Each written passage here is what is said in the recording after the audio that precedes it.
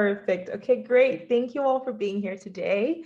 This is our third session in what is the 5-part series of the Founder Essentials Masterclass. For our new attendees today, we want to say welcome. And for those of you who are returning, welcome back. Today's session is focused on the future of supply chain led by our expert, Ann Robinson, who is Chief Strategy Officer at Kinaxis. I'm Issy. I'm an MBA student here with Sandpiper, and I'll just be here to make sure that everything goes smoothly and runs well. I already did let you know that the session is being recorded. So before we get into things, I would like to recognize a few of the founding members of the Atlantic Women's Venture Foundation, or like we call it, the AWVF. We have the 3 Sandpiper General Partners, Rhiannon Davies. Hi, Rhiannon. Kathy Bennett. Hi, Kathy. And Sarah Young. Hi, Sarah. Perfect. And we have our chair of the AWVF Board of Directors, Shannon McDonald. I don't think she's here with us today, but thank you all for being here.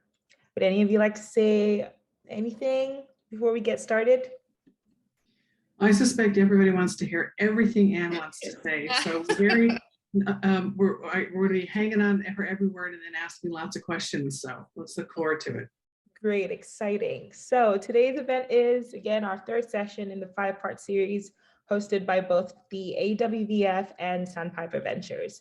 The AWVF helps women entrepreneurs connect with people, organizations, and investors. Working in collaboration with Sandpiper Ventures, they aim to increase the number of female funders through education and connections. Sandpiper is a woman-led venture capital based here on Canada's East Coast, providing a platform where women investors and founders can radically disrupt the venture capital environment. Sandpiper invests in women-led startups in Atlantic Canada and across the country.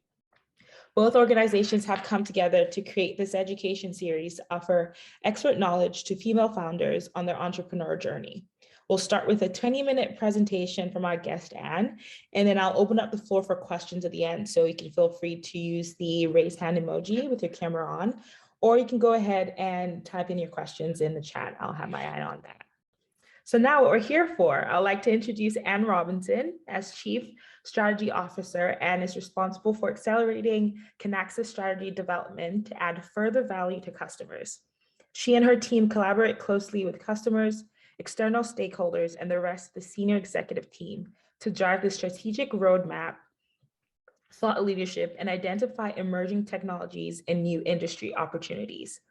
A proven leader in analytics and digital transformation with expertise in operations, supply chain, and strategy, Ann has extensive experience in managing supply chains for complex global organizations. As Executive Director, Global Supply Chain Strategy, Analytics and Systems at Verizon, and was responsible for the strategic vision of company's global end-to-end supply chain, driving excellence through world-class data analytics, process innovation, and employee empowerment. Before Verizon, Ann spent several years at Cisco, where she was responsible for managing advanced analytics, business intelligence, and performance management teams. Ann is the past president of Informed, the Institute of Operations, Research, and Management Sciences, a seasoned industry speaker, and has served on several advisory boards. Originally from St. John's, Newfoundland and Labrador, Ann has a BSc from Acadia University and MAS from the University of Waterloo, and an MSc and PhD in Industrial Engineering from Stanford University. Thank you, Ann, for being here today. Thank you. Thank you so much for having me. That's quite the introduction. Yes, my ties to my Newfoundland roots are very strong, and I have a couple of pictures to share along the way. But let me open up, and I have a couple of slides to share. I think that was what was asked, and I love questions. So let's, please don't be shy. So I'll thank you for that background. Maybe the way that I sort of crossed paths with Kathy, other than having a mutual friend who taught her children piano, was through Kathy and Rhiannon through CDL, which has been a really enlightening experience over the last several months, looking at supply chain startups and really seeing what investment in the next generation of talent and ideas can do for a discipline. As I mentioned, I am from St. John's. I like to get back as often as I can. I am the proud mother of a 4 3/4-year-old, as she will gladly tell you, and who has an infinite love of East Coast mussels. I'll tell you, we've tried them in other places and she won't touch them. But as soon as we set foot in Halifax or St. John's, that's the first question out of her mouth. I work for a company called Kinaxis. We are a supply chain software planning and risk management company based out of Ottawa. I'd known about the company my whole career and had always sort of kept that ear to the ground, being a Canadian company in the supply chain space that was working with as large as of institutions as SAP and Oracle and other large companies. I'm really proud to say that the founder of Kinaxis is actually still around and he's on my team, which is really fun because he still is engaged and interested in the discipline and the domain as the day he started. We crossed 6 categories of industries, from aerospace and defense to consumer products, life sciences, industrial, and others. And you'll probably see some familiar large logos of large industries on the slide right here. As Chief Strategy Officer, I have a little bit of a different role than maybe some strategy officers do, and it's a little bit of a unique title. I started when Kinaxis only had 600 people, and it was probably a little early in their life to have this role even exist. But looking forward, and we're at 1,300 now, it's getting to that point where it made sense. However, my role wasn't just to look at curating the future strategy for the organization, but really to have a responsibility for thought leadership and industry outreach, both in terms of bringing the vision and direction of Kinaxis to the world in sort of a brand credibility perspective, but also in understanding what was happening in the supply chain space, what was happening from innovations in software, in analytics, and what made sense. So I have a team of people who go out and we call it a sentinel function, and it's really to understand where is the industry going, what do we need to know, and making sure that that is a two-way dialogue for our customers, prospect partners, and friends, which would leave us to today. So a little bit of where the ideas come from. We engage with a lot of supply chain executives. I'm in a very honored position of having multiple conversations with chief supply chain officers and hearing what their challenges are. We also engage with leading academics from across the globe, really. We really stepped up during the pandemic, because as a lot of the schools went online, we were a lot more familiar with engaging in a virtual environment than our academic counterparts were. So we raised our hands and said, can we come in and help you out, at least with a guest lecture or something here and there? And as a result of really understanding from their research perspective, what are the directions to go? We engage with the market analysts, whether it's a Gartner or a Nucleus Research, who has their ears to the ground, through our partners, and certainly through students as they're looking at what's interesting, what's important, and where they want to go next. So when you talk about the future of supply chain, there are many different directions to go, but these are the 8 things that I thought would really be of interest to today's conversation, and I'm going to dive into them a little bit. So when it comes to supply chain, I jokingly would tell my team, I don't know whether it's a spotlight or a bullseye, but it's more top of mind than ever before. The majority of board level organizations, organizations with active boards, are asking, how do you make sure that the supply chain isn't an issue for us in the future? It's something that's top of mind. CEOs and CFOs have their eyes on supply chain like they never had before. And what this is resulting in is the language of supply chain is changing. Typically, any of those, and I don't know how many people here are necessarily raised in the supply chain space or have some experience with operations management, maybe out of an MBA course somewhere along the way, but you're really focused to think on lean, mean, how do you cut cost as much as possible? That's not the conversation that's being realized right now. There is a great realization that supply chain is a tool to be resilient, so your organization can be resilient. It's a tool to make sure that it can affect your top line as much as that bottom line, having the right mix of raw materials, of sub-assemblies, of packaging, transportation lane options. These can really affect your ability to meet your top line, which is why you're seeing things like there's a Q3, up to Q3 of last year, the word supply chain has just accelerated the number of S&P 500 earnings calls over the last 10 years. This has really become a conversation of concern and interest for senior level, as well as really cocktail parties. I don't think, so I had the opportunity to meet with grade 7 and 8 class in my daughter's school, I don't know, maybe a month ago. And I asked how many of them were familiar with supply chain.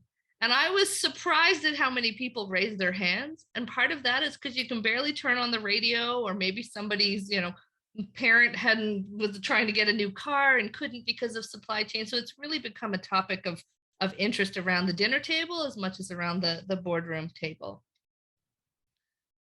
The next is around investment in AI ML. So this increased adoption of advanced analytics technologies in supply chain. There has been a huge interest in increased conversation around how can I make my supply chain smarter.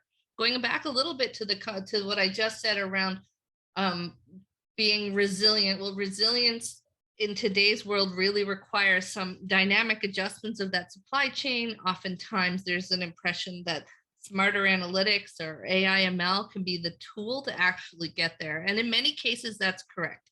Increasing the strength of the tools in your toolbox, whether it's predictive or prescriptive analytics, so optimization, operations research techniques, or statistical techniques, getting into your AI ML toolbox, they absolutely can help. But you have to remember that algorithms at the end of the day are not accountable. So the real value comes in pairing that human dynamics along with that increased investment in smarter analytics. One of the women we work with, Nada Saunders, is a professor at Northeastern and an avid luminary in the forecasting space. And she really cautions you that the AI/ML, while it is a wonderful tool, it isn't a magic bullet. And as you think about applications of smarter analytics in your supply chain or really across your enterprise, you want to be really careful that you're not doing it from a siloed approach, making one part of your supply chain a lot smarter, or maybe just the marketing a lot smarter with these analytics, or automating some part of your manufacturing. You'll become highly efficient, highly intelligent, but it still will be a silo. And if that can't be consumed upstream or downstream in your supply chain, then it's a little bit of a lost investment. So something to be aware of around the adoption and increased acceleration of an AI/ML strategy. The third is around global disruptions. At the start of the pandemic, we really saw an increase in demand disruptions, whether you were, all of a sudden, gaming systems, videos, computer equipment just went through the roof. And in other cases, things just at the bottom just fell out of it. So there was a really, I think Laura Cesare likes to say the elevator went up and went down, depending on which industry you were in. As we've shifted now, where we're seeing this sort of lingering effects of the pandemic, and really the pandemic and beyond, is on the supply side. And often, again, from an academic vantage point, you often made an assumption that your supply was available and you forecasted the variability on demand. But now we're seeing almost more variability on the supply side, and recognizing that those continued disruptions, and whether it's a large vessel getting stuck in the Suez Canal, or in the US, between the start of the pandemic and last week, the US government, I happened to see a presentation by the US Census. They dealt with $16 billion, 16 events that cost $1 billion each to mitigate, of disruptions throughout the US that affected, this was them again affecting supply and demand of people doing census activities. But that recognition that this combinatorial effect of once in a lifetime events that keep happening to us, it's not going to go away. There is no end in sight for this level of disruption, and it's as impacted on the supply side, or even more, as it is on the demand side. However, us as consumers and organizations as customers are not changing their expectations. And so the cycle time between supply chain planning and the actual execution it's not zero. It can never be zero so long as things need to move, but it is becoming shorter and shorter and shorter. So the traditional sales and operations planning process, and for those of you not familiar, that's when organizations get together to say, leaders in an organization to say, what is that future view? Where do we see our organization going? What's our demand look like at a very macro level? Our CEO likes to call it the executive wish. Well, that ability to wish, that big picture, and then the actual people who are executing on the ground, the distance, the time between those is getting shorter and shorter. So no longer do you have the luxury of months or weeks. We're talking days and in some cases hours. So that shortening of the cycle between planning and execution is a continued trend. I gave a talk, in this sort of category last week. And somebody I've known for a long time said in India, there's a company now that it's not 30 minutes or it's free, it's 10 minutes or it's free. 10 minutes. Holy moly. Like that's if you think about what's required to ensure that you've got a plan to execution and you're dealing with a 10-minute to your customer, you really remove a lot of that opportunity for error in your plan. I think this is on the same one around the agility enabling the planning. So the next one is around sustainability. Supply chain has often been central to the conversation around an organization's sustainability strategy. Closed loop supply chains, I can remember studying those back in the late 90s, and the best way to design a closed loop supply chain. And we'd go back to the Kodak disposable camera story of years gone by. But it was sort of it was almost an academic conversation. That is no longer the case. As we look forward, sustainability is absolutely a business imperative. It's one that, whether it's legislatively, whether it's from an investment perspective, we're seeing more and more investors are expecting a focus on sustainability, and more organizations are realizing that the supply chain is their key to achieving their sustainability objectives. So there is an increased focus, there's increased investment, and definitely increased interest in the supply chain being leveraged in a way that can drive these sustainability improvements. However, there is really a lack of understanding at the operational level from the folks who are actually doing the supply chain that they are part of the problem, but also the solution. So what we're advocating for and seeing more and more, and if the number of phone calls that I'm getting on this topic are any indication, an interest in driving greater awareness and education about sustainability in supply chain, as using the supply chain as your vehicle to achieve those objectives. Now, maybe on my own swan song in this area is the default then goes to transportation and transportation lanes, air versus water versus air versus rail versus car. That's great. Transportation is an easy one to think of. Procurement comes into the conversation as well. Are you focusing on more ESG friendly materials and so on and so forth? What hasn't been part of the conversation is really planning your supply chain for sustainability. Are you planning in such a way? If you make all of these adjustments, but you haven't effectively planned with sustainability in mind, you might be all for naught. So it's something to keep in mind as you're considering your sustainability strategy for an organization, leveraging the supply chain. Think of all the different dimensions of supply chain to achieve that vision. Digital transformation. I frequently get asked, are people spending money on digital transformation? They indeed are.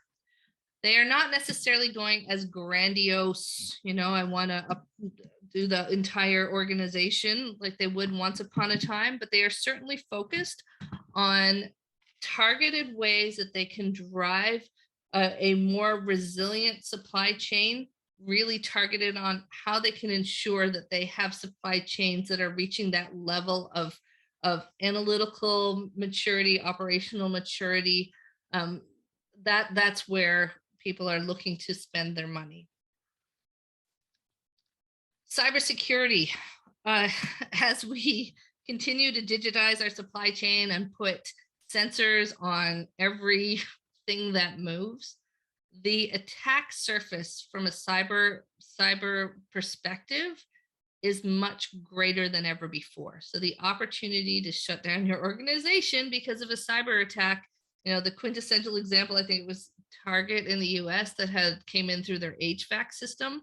The supply chain is vulnerable, but bear in mind that any kind of disruptions are likely to become supply chain issues. So not necessarily just the supply chain being attacked, but any part of the organization.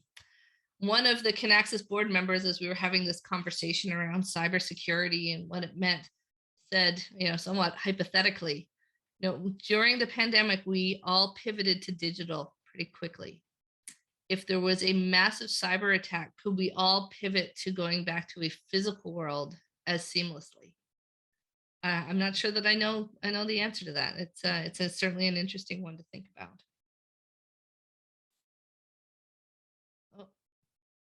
And the last one I have here is around talent.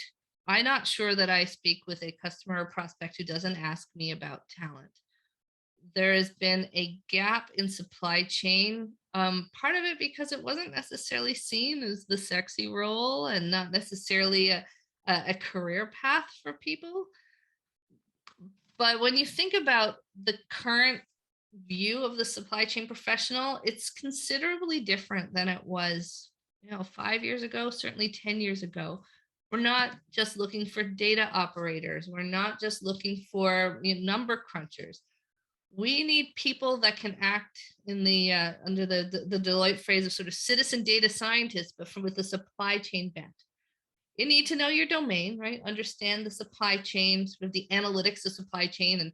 And I don't mean building the models. I mean just having an understanding. When I arrived in one of my roles in recent times, they had a solution in place, a technology they were using, but nobody was actually using it.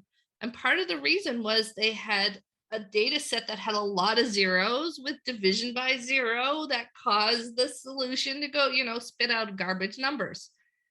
But there wasn't necessarily that understanding of how the math worked, how the supply chain science came together. And as a result, they were just checking every single number that came out of the system. And I mean, that's not a good use of people's time. So this notion of understanding the science and the analytics enough to appreciate that the dynamics are correct, that you have an appreciation and understanding of the business strategy, because the supply chain person is the one that's the interface between likely the customer. Then you need to think about inventory levels and marketing. You forecast and you sell at a price. So all those are critical across this end-to-end network of supply chain. So the communication, influence, change management, teamwork skills are critical for this current view of the supply chain professional, the supply chain practitioner. And collaboration is key. So this notion of being able to have these soft skills along with the supply chain science is really what's emerging as the role, and somebody really can make a career out of this. So it's an area where universities are seeing more uptick, but a recognition that this is what's required moving forward, not that view of the practitioner from days gone by.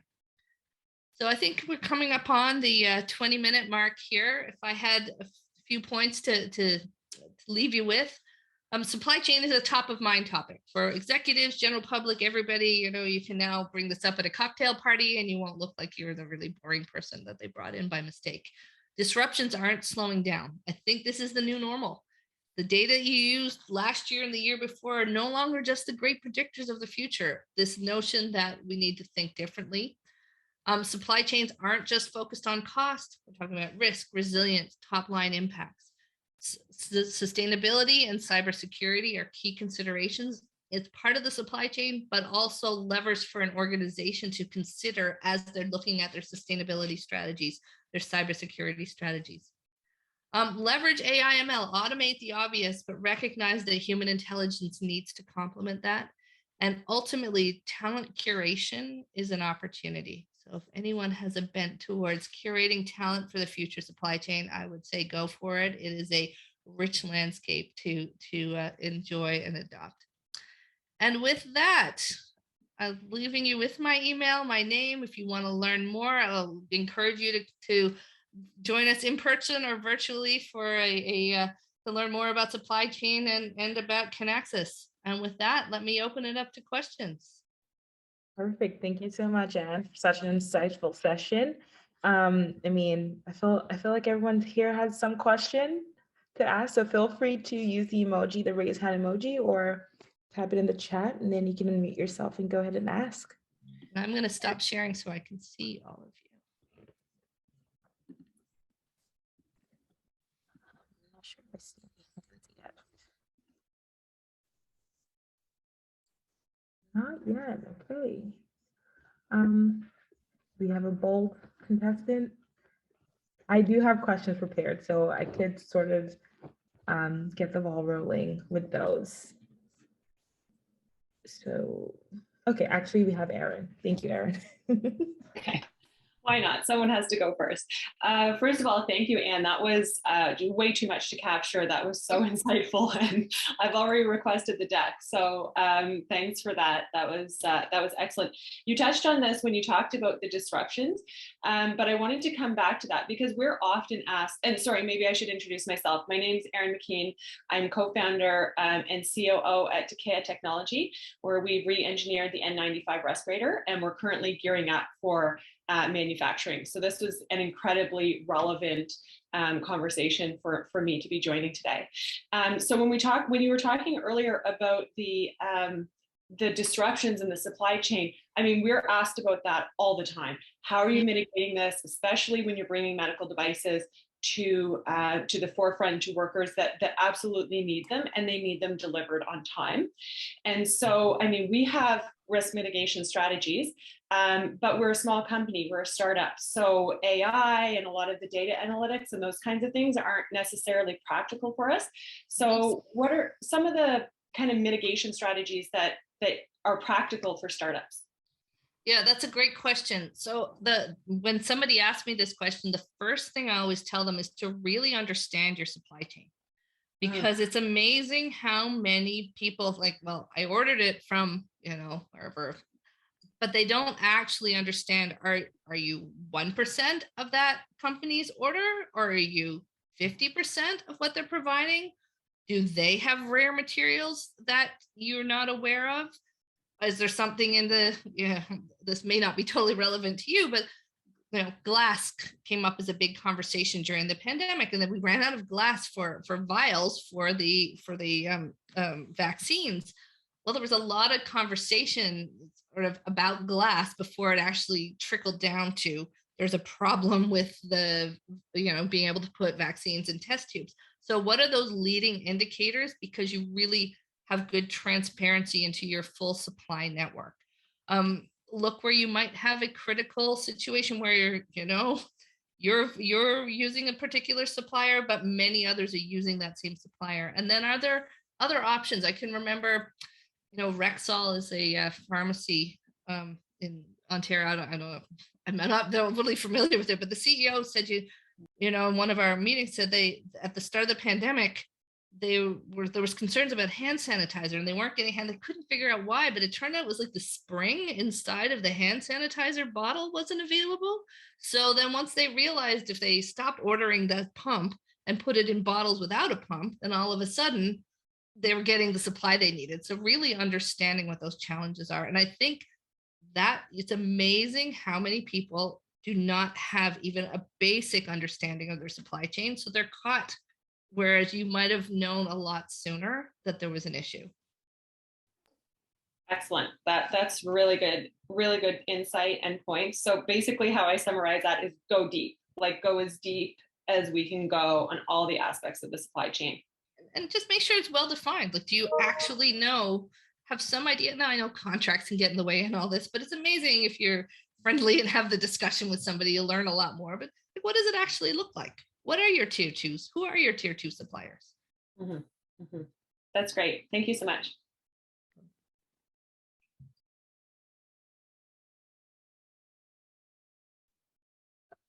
Hey, Eugene? Yeah, thank you. If I can ask a question here, and hi, Ann. Nice to meet you. I work for a medical device company, primarily managing the supply chain manufacturer relationship. We're in the scale up phase. Um, my question is around kind of building metrics. As a growing startup, we see kind of demand going up, but it's very difficult to do demand forecasts because we have limited amount of data as a startup. How do you build metrics around, for example, demand forecasts or forecasting other aspect of supply chain? Turnaround time is very important for us because we are in radiation oncology space. Cancer treatment is time demanding. And also I realized that this is a very regulated industry where the quality management system and regulation comes into play, and establishing those processes in manufacturing process is very time consuming. Wondering if you have any advice on that. Thank you. No, it's a good question, and I'm not the expert by any means, but so first, similarly to what I just said to Aaron, really understand your supply chain so that even if you don't have a lot of data, if you have awareness that something is happening in the space, you're gonna catch it a little earlier than you would by surprise. One of the interesting things is that a lot of the demand forecasting models have stopped working because the data this time last year is no good. This time, last month may not be any good. Last year, the year before doesn't make any sense. And I tell companies, if you have that data, don't throw it out. You don't want to throw out the baby with the bathwater, but you need other things. And you need to think more like what is actually relevant to right now. If you think of sort of the richness of data in the moment, as opposed to having a big long time series worth of information. So for you, are there health indicators that are coming out from government research that you might be able to use as an indicator of demand? What are other companies who are in a similar or maybe adjacent space? What are they talking about? Try and use that richness of information around right now, as opposed to big historical. I don't think that's useful anyways.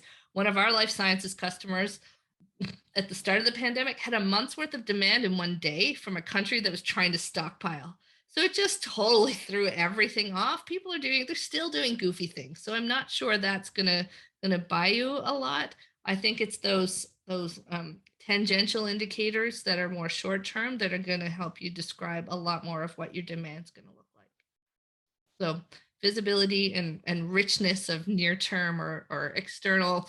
One of the analysts we deal with calls it outside in processes. What are those key outside in processes that are going to affect your demand? As far as mapping out manufacturing processes, you just got to buckle down and do it. Because if you don't, if it's what is it? Somebody told me lately, if it's done vaguely, it'll be vaguely successful. If it's done specifically, you can get specific success. And I think you're just going to have to. You'll find process escapes, maybe opportunities for efficiency, smoother manufacturing. You just kind of do it. Leverage a university, though. That's a great student project. Where are you based?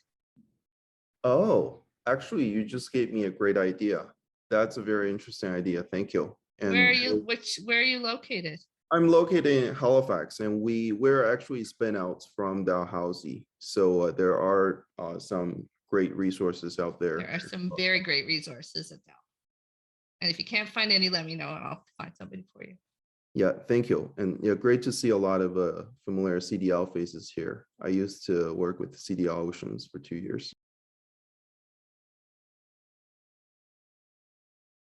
Great, thank you, Yuji. Any more questions? I could go ahead and go through the ones I have. You know what, I'll do that while everyone else is thinking of another question. Something I have prepared here is, so how have you seen companies change their business model, due to increased costs from the supply chain issues? And I guess the follow up with that would be, how should small startups start looking at potential domestic supply chain alternatives, especially if they have international partners? So let me start with that part first, because that was a big topic of conversation throughout the pandemic. onshoring, and I think it was more talk than action. We've seen some companies like was TSMC building a huge plant now in Arizona somewhere instead of just their chip manufacturing in Asia Pacific. But I don't think it has come to fruition at quite the level that people expected. I do remember some of the CDL startups talking about, that's what they were hoping to capture some market share by being onshore. And I think it's worked in some places. At a macro level, though, I don't think we've seen that shift. I do think we've seen critical supply dual sourced, right? Understanding where else you can get those things from. So they're not necessarily cutting off the old supply, but they're adding to it. Maybe it could be a more expensive but alternative, nearer to home supply for certain components. As far as cost, maybe it's again a little bit the business model that Kinaxis customers wind up by focusing on an agile response and leveraging what you can. We haven't seen huge expense. In fact, in some places, they've actually realized greater returns because they've been more dynamic with their supply chain. I think it's companies have had to been smart during these times and figure out different ways to divert costs when it's affected them. And I don't know that there's a one solution fits all for that type of situation, but many of our customers have been pretty fortunate in making their way through. Perfect, thank you. I see a Willie with your hand up. Yes, hello, can you hear me? Yes. Okay, thank you very much for all the insightful points. I'm a second-year business student at St. Francis Xavier University, and I recently took a business information technology class, and just sort of listening to everything you've said, I was wondering how can students with virtually no tech experience leverage tech and start thinking of ways to be of service and of ways to solve problems and start thinking about that? Well, you have access to Google Sheets or Microsoft Excel or something along those lines. And this is my example from before the pandemic, but because people told me it doesn't really quite hold up, but I say you're responsible for purchasing something in your life, whether it's, if you're living in an apartment, maybe it's toilet paper, maybe if living in a dorm, it's something. And now you can start actually exploring those models. Like what I would say to people before, if you're buying toilet paper, and this is really a pre-pandemic situation, you want to make sure that you have enough in your house. You don't want to be in that precarious situation of not having enough, but you don't want to look like you're preparing for the apocalypse, though I realize many people probably that wouldn't have worked during the pandemic. But this notion, you can actually start to model that and try it and do it for yourself. Go to your local food bank and help them out and start trying these techniques, these models, whether it's in the supply chain space or marketing or information systems. Go to a not-for-profit and leverage those tools. You don't need any much more than the tools that you're using for school. They all have the power to do this. It's by using your intellect along with those techs. Find a good professor who can help you out. It's amazing, and you can actually kind of help give back, do good for something like a local food bank, and at the same time learn a heck of a lot of skills and put them into practice. Thank you. Perfect. I'm not sure if, Kathy. And thanks so much for this. One of the questions I had, we are excited at Sandpiper to support Canadian startups, and but most Canadian successful startup companies that a venture capital firm would be investing in would be looking for global markets. Either the U.S. is one market, Europe. When you talked about pathways of product movement and having what we used to say the old plan B, is there any insights you could provide some of the founders here and some of us that are advising founders on how startups can build that into, if you're going from a $100,000 company to a $10 million company in a year, how do you make sure that you build some resilience in that transportation network so you don't end up with your product stranded in Vancouver during a flood, so to speak? it's interesting. Before, I mean, in my career, before the pandemic, supply chain was almost the afterthought, right? If it works, great. And when it doesn't work, that's when people started to think about it. So I think maybe the first thing I would say is, you're a small company, you're starting out, you have, one computer, everybody's doing everything. Be deliberate about thinking about your supply chain. Don't wait till you're already big and then go, oh shoot, we should have probably thought this through. Almost like you'd like to go to a city that was relatively urban planned, and you don't have like a house and a strip mall right next to each other. The same thing with your supply chain. Think about it, be deliberate, start pre-planning what the ideal would look like as those volumes increase, and actually do a, what do you call it, tabletop exercise to say, if we increase by 10%, if we increase by 100%, could this still work? And you'll see very quickly the amount of learnings that go, oh no, actually it wouldn't. And I need a Port of Vancouver. I also need Seattle, and I need Los Angeles. And if one of those supply lanes is open to me, I'll be okay. So it's going through that exercise of, and then trying the whole risk resilience exercise at the same time. And this is important to everybody. It's not just, what if there's a storm? No, don't think from that perspective. Think, what if there was a major disaster? I don't care if it's economic, if it's from a geopolitical, if it's the weather. What is your response to that challenge? And if you think that through as well and really stress test, again, at those different, step functions where 10 and now we're 50 and now we're 100, you're gonna, that learning will help you create those playbooks as you grow. And as, how big do we need to be to add multiple supply lines? How big do we need to be to have 2 or 3 or start leveraging spot markets as well as the full, supply contracts? What are the other opportunities? The other thing is, what do they call it? Co-opetition is rampant right now. So, two competitors sharing their logistics network. So that's something to think about. And I know there's a professor at UCLA, and he's the character, Chris Tang, has been talking about, if all of those vaccine manufacturers got together and shared vials, we wouldn't have been in this situation. So I don't know if they're going to be that altruistic, but this notion of, can you find opportunities to, at a certain point, maybe you need to start sharing services, sharing raw materials. Or there was a situation when one of the airplane manufacturers had extra, I don't remember, some kind of carbon something or other, but they were just scraps to them. But those were the right size to become input to computers. So one company's junk was another company's raw materials that could then be used. So what other creative solutions could become available to you? And they are really a lot more common practice, not maybe pervasively common practice, but certainly more opportunity. I can see, very resilient Newfoundlanders coming up with all kinds of creative solutions with those two aspects in mind. And just one quick follow-on question. You mentioned briefly spot markets for new startups and companies that are growing in their first couple of years. Things like spot market and hedging are sometimes scary topics to think about.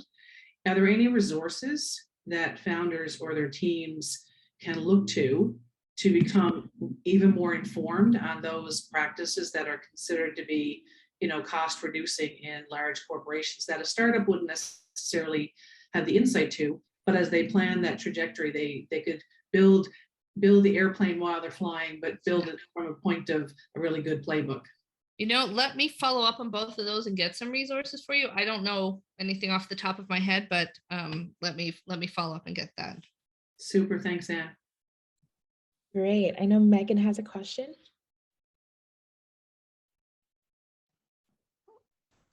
Hi, Anne. Thanks so much. Just to give you just a 1-sentence background on what I'm doing, we are automating carbon offsets from buildings to help get building owners onto the voluntary carbon market. And I had a question from someone who's known as being kind of a world leader in sustainability. If we could help them control their supply chain more by enabling them to purchase carbon insets from their own supply chain to really power them to be more environmentally friendly. Now, I know they're so kind of far ahead thinking of everyone else. We're not sure whether to really look at that as a bigger opportunity or not. So I was really curious if that's something that you've seen, others talking about, or, if that could bring value as this kind of way of helping to control that supply chain a bit more. I'm going to ask you to define carbon insets versus offsets. I'll say I don't know the lingo. This is how far advanced they are. So what it just means is that you're purchasing, instead of an offset, it's an inset because it's from within your own supply chain. So if, say, someone had made clothes, they have a textile factory, they bought the offsets from one of their factories, putting solar on their factory so that they can go and show they're actually making these changes throughout their supply chain, but they have a bit of control over it themselves that way. I would say it would be very wise for you to get heavily involved, because this is in Europe, this is already a top conversation. I've given a talk twice on using supply chain as a way to start figuring out how to control your carbon footprint, your GHG, and it's becoming more and more of the conversation topic. We're also seeing some even RFPs to us as a software vendor ask, how sustainable are you? What are you doing? What can you do to enable my company and my supply chain? So I think this is going to be a very hot topic moving forward. And the more you can look into this, I would say this is Europe is probably your hotbed right now, but it's growing. North America and Europe are definitely the areas that are having conversations. Okay, very cool. I really appreciate it. Perfect. We've had really great questions today. I want to make sure that no one has any last minute questions, because we do have about 7 minutes left of our time here. No. Okay. Oh, perfect. We got a clapping emoji. That was great. Thank you so much, Anne. I wasn't clapping. I was going to ask a question. Oh, okay. Okay, I'll have you Do go the question one. I'm just waving at everybody. It's the raise hand. Yeah, the wave. No, thank you. First of all, thank you so much. What I really like about this talk is I think intuitively I kind of knew some of these things, but it's really nice to be very explicit, in terms of thinking this through. So thank you for that. And, I was kind of thinking about how it applied to me. My name's Jackie Kinley, the AIR Institute, Atlantic Institute for Resilience, and we are spinning out a mobile application, a digital pocket coach, a mental fitness app. And but I've been thinking about how the supply chain sort of applies to us. And there's obviously things about the cyber security threat and all of those things, but I'm also thinking about talent. It really made me think about talent.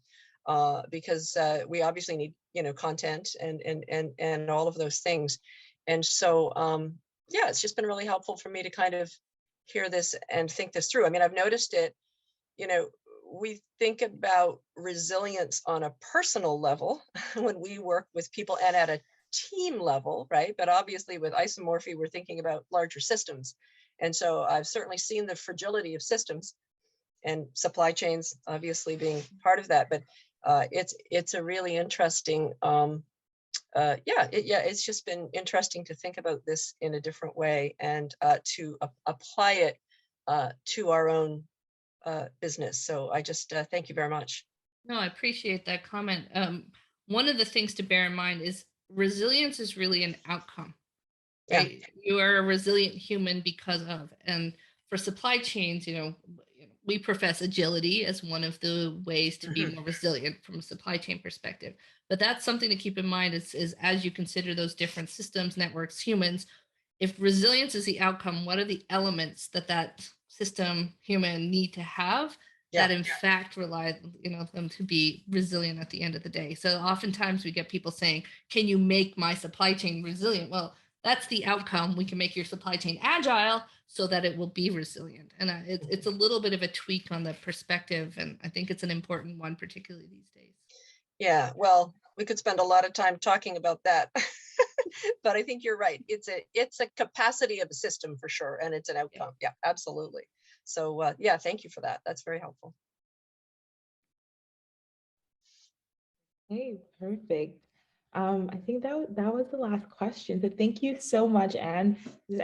Very insightful. I have the recording going on, and so everyone would definitely get that link for tomorrow, a YouTube link. Expect that in your inbox by approximately 10 tomorrow. But again, thank you so much, Anne, for taking the time out to speak with us today. To everyone else, thank you for being here again. I keep seeing familiar faces on our third session. And hopefully we'll be able to see you on our fourth one on the 4th of May. Oh, wow. Fourth one on the 4th of May. And we're going to be having Karen Klink, the Director of Channel Partnerships at Communitech. And she's going to be speaking on hiring global talent. So it's something you don't want to be missing. Look out for an email coming shortly, actually, at 5:40. And it's going to have a feedback survey to let us know what we're doing right and what you would like to see more of, and details on the next session. So thank you, everyone, and enjoy the rest of this beautiful day. Thank you. Thank you. Thanks, Anne.